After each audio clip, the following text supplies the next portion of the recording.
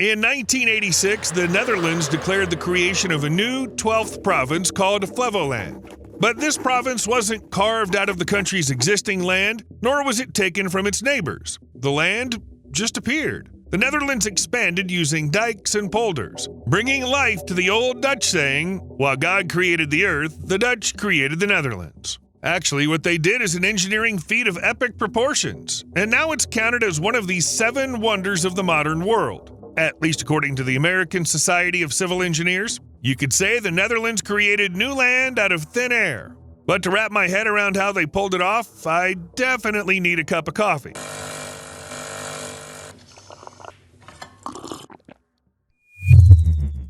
Just an unobtrusive reminder to those who forget to do one small thing under the video, don't forget to do it. And as always, my thanks to everyone who respects my wish to stay anonymous. This is the Marker-Wadden Archipelago, a Dutch island chain, each one teeming with life. Birds are everywhere. Gulls, plovers, bitterns. Terns hover over the water while grouse cling to the swaying stalks of marsh reeds. The gray-blue water ripples with avocets, long-tailed ducks, and even a couple of flamingos. In short, the biodiversity is just incredible. Only 8 years ago, there was absolutely nothing here. No birds, not even marshes or islands. Just the open water of Markermeer, a man-made lake in the heart of the Netherlands, west of Amsterdam. But everything changed in 2016 when dredging ships, basically floating excavators, started scooping up mud and sand from the lake bottom to form an entirely man-made archipelago of around 3,200 acres. It's considered one of the biggest projects in Western Europe's history. All of this was meant to create a haven for nature and nature lovers. It was also intended to repair some of the environmental damage caused by dam construction. Back in 1932, dams cut Markermeer off from the North Sea, turning what was once an inland sea into a muddy, nutrient-poor freshwater lake. And now, over 80 years later, people have started dealing with the consequences. Experts even think the islands might help clean the water by trapping sediment along the shorelines, though it hasn't been proven yet. But the archipelago isn't the only part of the Netherlands that's man-made. Just 1,000 years ago, the low western half of what we now call the Netherlands was a vast swamp with a narrow strip of dunes. The swamp was made up of a thick layer of peat floating on water with a layer of fertile clay underneath. The somewhat higher eastern half was made up of heather, sand, and low pine forests. Overall, even just by looking at the map, you could tell that the Netherlands was damp. Way damper than you'd need for comfortable living. Even so, it wasn't until the 20th century that the Netherlands added about 640 square miles to its land area. All the colored areas on this map are man-made land, created by reclaiming space from the water. This struggle has actually been going on for a long time. For over 2,000 years, the Dutch have been trying to hold on to and reclaim land. Even the Frisians, the first settlers in the Netherlands, started building turpen, artificial mounds, to protect their land from the North Sea, and then they invented the windmill. And with its help, the Dutch had drained many freshwater lakes on their land by the 15th century. Not just out of curiosity, the lakes were dangerous because every time a storm came, the lakes would spill over onto the houses and constantly chew away at the narrow strips of land between one lake and the next. A long time ago, because of this chewing, the Haarlemmermeer Lake got the name Waterwolf. But now the Schiphol Airport in Amsterdam is there. People have beaten the wolf. With the advent of steam-powered pumping stations, things moved even faster. It became possible to drain even larger lakes, including Haarlemmermeer in 1852 and Waringermeer in 1930. The constant draining of everything that could be drained led to the creation of polders, the coastal areas that are drained of water and then used for farming. The Netherlands is often associated with polders because this is where wetlands have always been drained and used most efficiently. Plus, it's where they started making them all the way back in the 11th century. Across the whole country today, there are about 3,000 polders, which makes up roughly half of all the polder land in northwestern Europe. There's so much artificial land in the Netherlands that they actually have a specific agency in charge of it, the Water Board. The first water boards were formed as far back as the 12th century, made up of people with a vested interest in controlling water levels on their property. Today, these boards hold separate elections, levy taxes, and work independently from other government branches. Their role has hardly changed over the centuries. You could even say water boards are the country's oldest democratic institution. Why would a country even want to reclaim land near the water? Well, there are two main reasons, and the first one is that it sits below sea level. The Netherlands has about 280 miles of coastline along the North Sea. Plus, the mouths of three major European rivers meet within the country, the Rhine, Scheldt, and Maas. And river mouths always mean floods and a struggle to keep them under control. But floods turn incredibly destructive when around 27% of a country's land is actually below sea level. Over 60% of the Netherlands' 17 million people live in this area. Based on a 2007 study by Calvin University in the U.S., roughly 65% of the country's land would be submerged at high tide if it weren't for the existence and use of dams, dunes, and pumps. The second reason the Netherlands has to reclaim land from the sea is a lack of space. Back then, over 80 years ago, the country was really worried about food security, and that concern made the Netherlands a world leader in agriculture. The Dutch often say their focus on food production goes back to the terrible hunger the country went through during World War II. According to the estimates, from fall 1944 to May 1945, between 20,000 and 25,000 Dutch citizens died from starvation.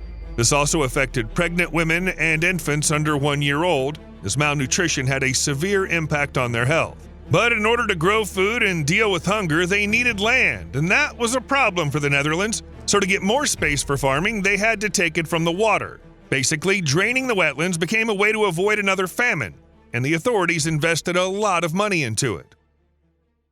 By the way, I was surprised to find out that hunger is one of the reasons why tulips are so loved and appreciated in the Netherlands. Turns out tulip bulbs are edible if you prepare them right, and the Dutch learned this the hard way.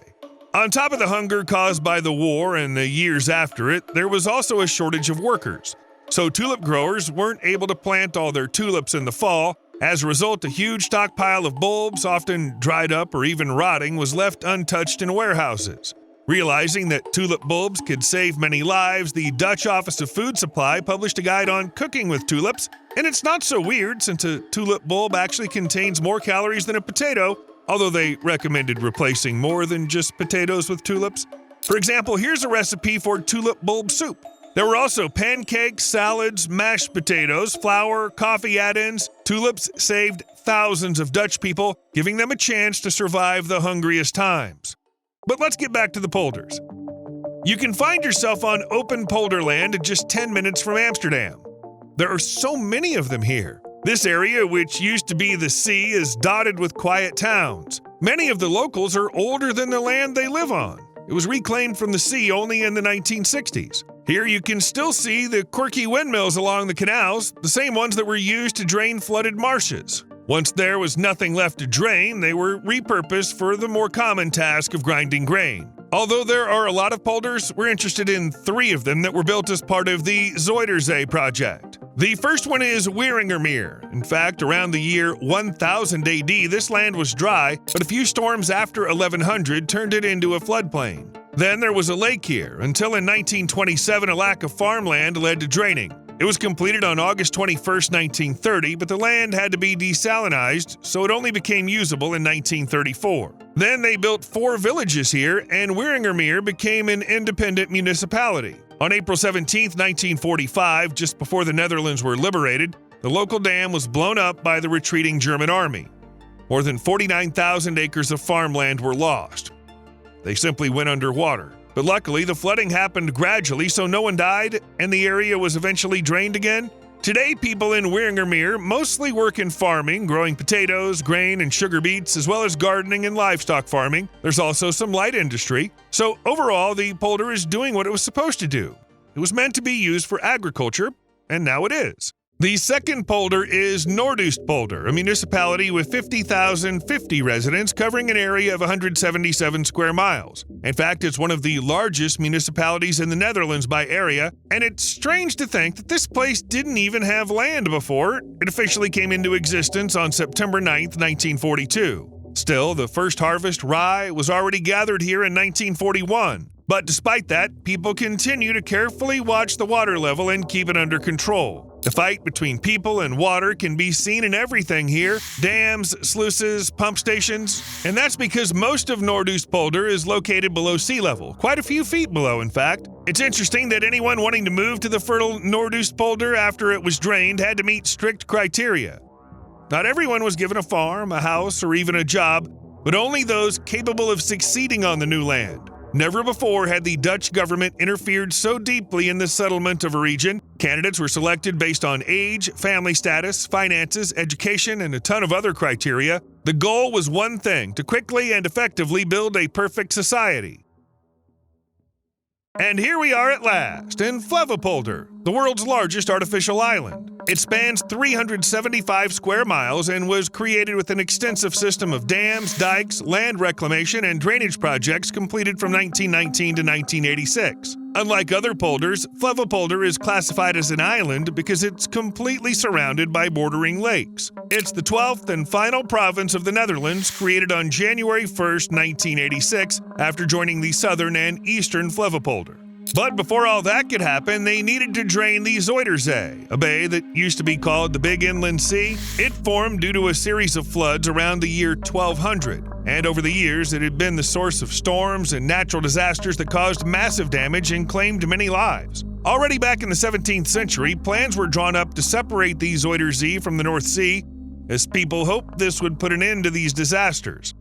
Sadly, at that time, the project was impossible to pull off, technically. For a while, people put up with it and tried to handle things themselves, but the 1916 flood was the final straw. It happened overnight on January 13th, 14th, and with the high water levels in the rivers, there were numerous breaches along the shoreline. In North Holland, 19 people died, and several ships were wrecked at sea, causing an additional 32 casualties. Some houses were destroyed or swept into the sea, and considering that the country was already facing a famine caused by World War I, all this led to the passing of a law called the Zuiderzeewet. This law to close off and reclaim the Zuiderzee was passed in 1918, and construction work was already underway by 1920.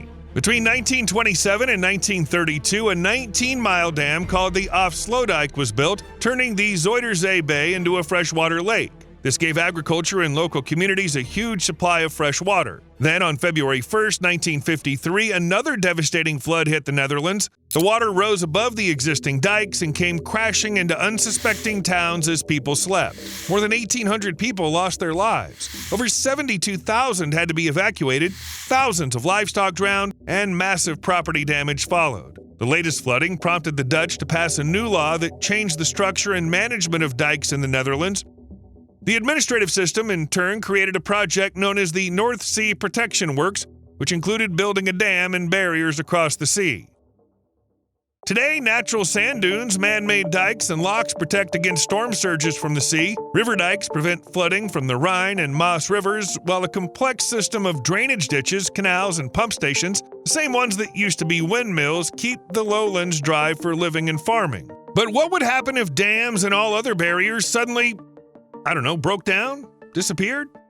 Spoiler alert, nothing good. To really answer this question, all you need to do is look at the 1953 catastrophe I've already mentioned. Tons of people and animals lost their lives, land flooded with salt water, and that's just a fraction of the possible harm modern dam failure could cause. Many of the cities we know today would completely disappear if they were submerged underwater, though it's worth mentioning that some experts believe the question isn't whether the Netherlands will disappear, but when it will happen. Some predictions say that the Netherlands in 2300 will look like this. This map was made by Dr. Kim Cohen, who used his expertise in coastal systems and water management. According to his predictions, The Hague, Amsterdam, Utrecht, and Rotterdam will end up underwater, and the canals of Amsterdam will turn into a diver's paradise. Groningen and Friesland will also disappear from the map, swallowed by the sea. The high parts of cities in the west and the biggest coastal dune areas like Texel, Skurl, and Schoen-Duy-Veland will shrink. Also, the port of Rotterdam will move inland. There's actually a whole Dutch website where you can enter the name of your town and see what would happen if all major flood defenses, like sea and river dikes, as well as all regional protections, suddenly failed. It's an official site, so you can trust the info. Along with the forecasts, they give advice on what to do if the sea were to reclaim what was once its own. Side effect. As you've probably realized, the Dutch have a bit of a complicated relationship with water. From 1945 to 1970, hydraulic engineers finally got the funding and technical resources to draw a clear line between land and sea. Windmills were used to drain the wetland, while canals directed the water away. Dikes, in turn, protected against flooding, blah, blah, blah. You get the idea.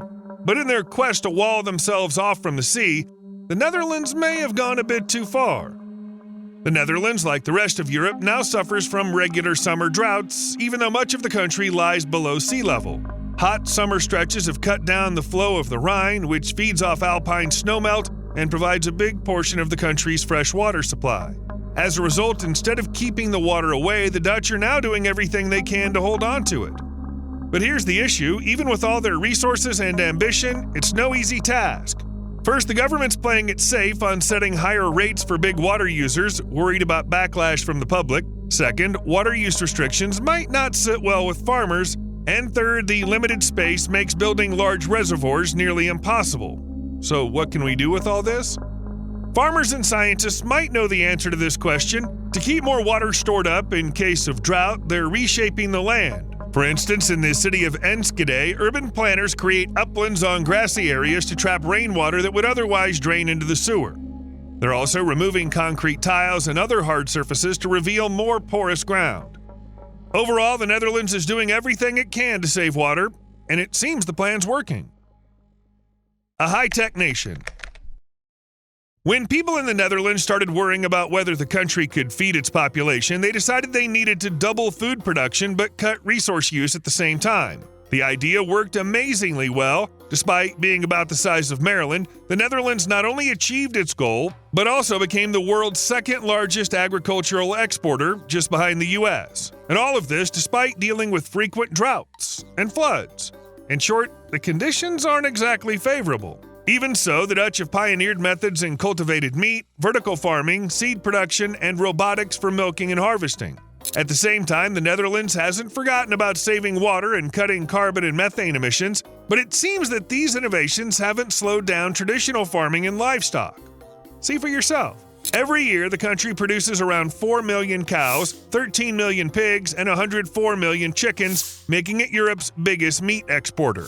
In addition to livestock farming, the Netherlands is actively involved in vegetable cultivation, providing a significant portion of Western Europe with its produce. The country has 24,000 acres of greenhouses. That's double the size of Manhattan. And all this is happening thanks to the country's massive reliance on green energy. Very eco-friendly, very modern. Seaweed farm. Here's another reason to feel proud. The Netherlands is the first country in the world to open a commercial seaweed farm inside a wind farm.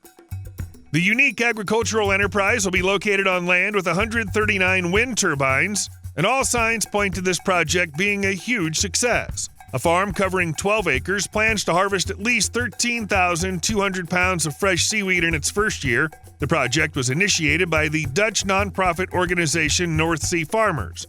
This became possible thanks to financial support of 1.5 million euros. And what's the point of all this anyway? First off, it's worth mentioning that seaweed is a nutritious and tasty product. Well, tasty if you're into it. But that's not the point. It's packed with all kinds of important nutrients, which is why it's considered really healthy. Aside from its food value, seaweed is used in all sorts of fields. I had no idea, but they use it to make packaging materials. Plus, it's used as animal feed and in the production of cosmetics and pharmaceuticals. Basically, it's a pretty versatile thing.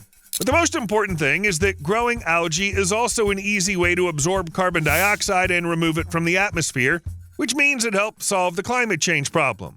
This, by the way, is very important, not just for the Netherlands, but for all of us. Things didn't go as planned. What else is really important for each of us? For example, preserving the wilderness. That's why the Netherlands built a unique nature reserve, which became a home for deer, horses, and other animals. It's even called the Dutch Serengeti. But things didn't go as planned, and the place that was supposed to be a blooming oasis turned into a disaster.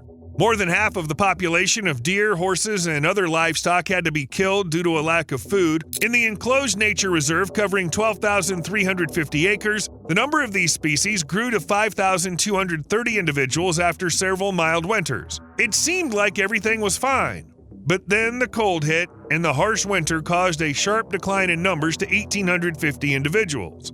About 90% of the animals that died were shot by the State Forest Service, which manages the reserve, to prevent them from dying a slow death from starvation. Specialists say the main problem with the reserve was the lack of natural regulation mechanisms. In other words, the animals reproduced so much because there were no predators, like wolves in a small area of the park. The deer and horses multiplied so much that they ran out of food the park could provide. In the end, people had to solve the problem they created for themselves and the animals. A very sad story. Floating homes. But let's not dwell on the sad stuff and get back to the topic of water in the Netherlands. The environment's changing, sea levels are rising, and the Dutch are adjusting to it all while actively promoting the idea of floating homes. Such solutions not only help use space efficiently, easing pressure on the land, but also offer a way to blend with nature. Besides, these homes are part of the Netherlands' plan to make smart use of water resources. However, it's worth mentioning that these floating homes aren't for everyone. First, the houses are anchored to the bottom or columns and depend on the water level. Not everyone's okay with constant rocking. Second, heavy items like pianos need to be balanced by placing bricks on the opposite side of the house to keep it from tipping over. So if you want a piano in your house, it's better to get two right away. But otherwise, houses on water are no different from those built on land. They have electricity and all the other necessities for full-time living. Plus, small buildings can be towed on the water or turned around. Tired of the view from the bedroom window? Just turn the whole house around. It's convenient. Finished watching? You definitely owe me a like. See you later.